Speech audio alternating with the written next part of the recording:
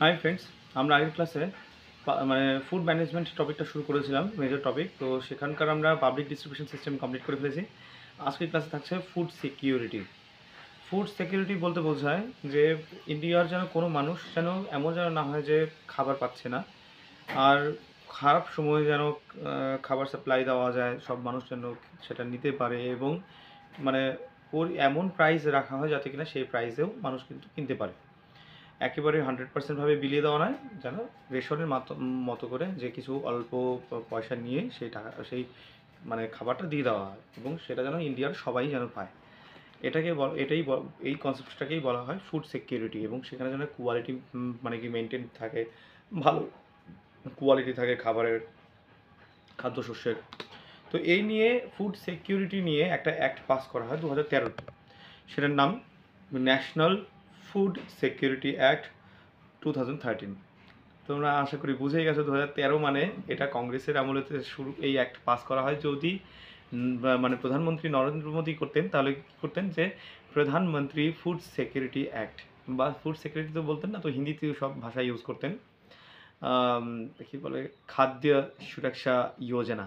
হ্যাঁ, প্রধানমন্ত্রী খাদ্য সুরক্ষা যোজনা 2013, হ্যাঁ না?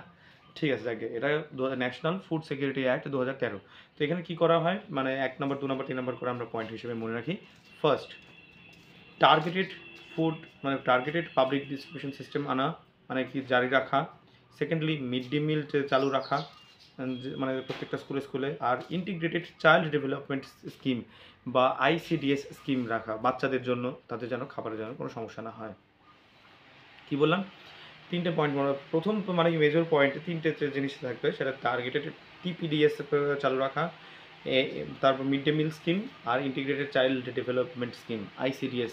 তোমরা সবাই পরিচিত আইসিডিএস ওয়ার্কার, আইসিডিএস সুপারভাইজার, এসব পোস্টে গভর্নমেন্ট রিক্রুটমেন্ট করে, সেই ডিপার্টমেন্টের কথাই বলা হচ্ছে। ঠিক আছে, এবার সেকেন্ড পয়েন্ট, যে 75% রুরাল পপুলেশনকে হচ্ছে এবং 50% আরবান পপুলেশনকে টিপিডিএস এর আন্ডারে রাখা। ঠিক আছে। থার্ডলি, দেখা গেল কি একটা সমীক্ষাতে সেটা প্রায় 2/3 গোটা ইন্ডিয়ার 3 ভাগের 2 ভাগ কিন্তু এই মানে ন্যাশনাল ফুড সিকিউরিটি অ্যাক্টের মাধ্যমে এই টার্গেটেড টার্গেটেড পাবলিক ডিস্ট্রিবিউশন সিস্টেমের আওতায় চলে আসলো। আর এর ফলে অন্তদয়া অন্ন যোজনা আর হচ্ছে প্রায়োরিটি হাউস হোল্ডের জন্য 5 কেজি করে এক্সট্রা পার মান্থ হচ্ছে কি খাদ্যশস্য মানে মানে পৌঁছে দেওয়া। এই হচ্ছে যে এই দুটো স্কিমকে একসঙ্গে রাখা হলো এর আন্ডারে। ঠিক আছে, তো 4টা গেল। প্রথম কথা হচ্ছে কি টিপিডিএস, mid day meal scheme, ICDS জারি রাখা, 1 নম্বর পয়েন্ট। 2 নম্বর পয়েন্ট, 75% রুরাল, 50% আরবান পপুলেশন এর আন্ডারে আসে। থার্ডলি, যে 2/3 অ্যারাউন্ড 2/3 মানে যে পপুলেশন এই অ্যাক্টের আন্ডারে আসে এবং টিপিডিএস এর আন্ডারে চলে আসে। তারপর এই স্কিমের আন্ডারে আসে এই অ্যাক্টের আন্ডারে আসে দুটো স্কিম, একটা আত্মদয়া অন্ন যোজনা আর হচ্ছে প্রায়োরিটি হাউস হোল্ডস। ঠিক আছে, এবার ফিফথ পয়েন্ট মনে রাখবে, যে খাদ্যশস্য যেগুলো সাবসিডাইজড ফুড দেওয়া হচ্ছে রেশনের মাধ্যমে, সেটা নিউট্রি সিরিয়ালস, যেগুলো নিউট্রিশন আছে এরকম সিরিয়ালকে বা খাদ্য মানে এরকম শস্যকে 1 টাকা কেজি দরে বিক্রি করছে সেন্ট্রাল গভর্নমেন্ট। তারপর হুইট, গম হচ্ছে 2 টাকা কেজি, আর রাইস হচ্ছে 3 টাকা কেজিতে আনা, মানে 3 টাকা কেজি করে দেওয়া। তো এইভাবে হচ্ছে বিক্রি করা হতো।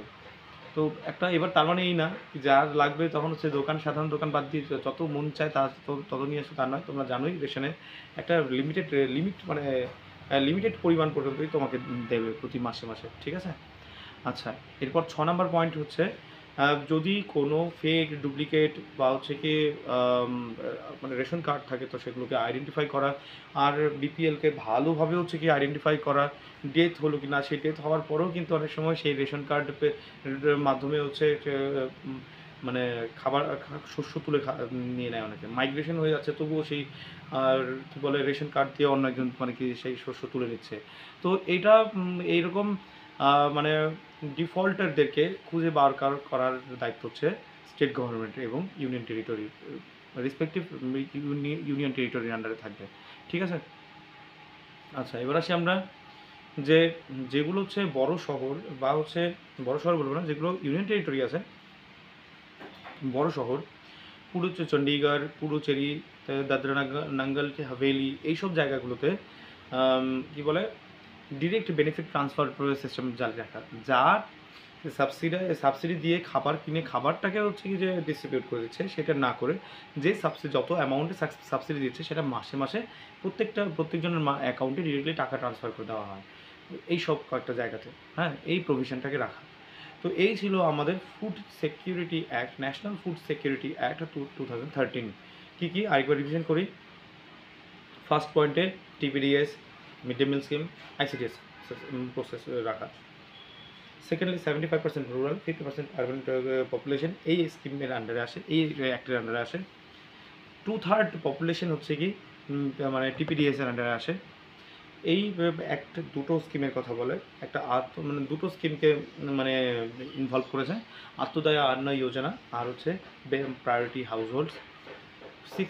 ফিফথ পয়েন্ট হচ্ছে নিউট্রিশ সিরিয়ালসের জন্য 1 টাকা, হুইটের জন্য 2 টাকা, রাইসের জন্য 3 টাকা কেজিতে হচ্ছে কি হুইট মানে শস্য বিক্রি করে দেওয়া।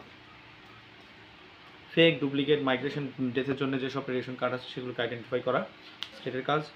আর হচ্ছে direct benefit transfer for union territory, মানে কি ফর এক্সাম্পল দাদরা নাঙ্গল হাভেলি, তারপর হচ্ছে যে চণ্ডীগড়, পুডুচেরি এইসব জায়গাতে যে ডিরেক্ট বেনিফিট ট্রান্সফার যেন জারি রাখা। ঠিক আছে, এই ছিল ন্যাশনাল ফুড সিকিউরিটি অ্যাক্ট 2013। তো আজ এই পর্যন্ত থাক, নেক্সট ক্লাসে আমরা এফসিআই নিয়ে পড়াশোনা করবো। ঠিক আছে, তার সঙ্গে থাকো, বাই।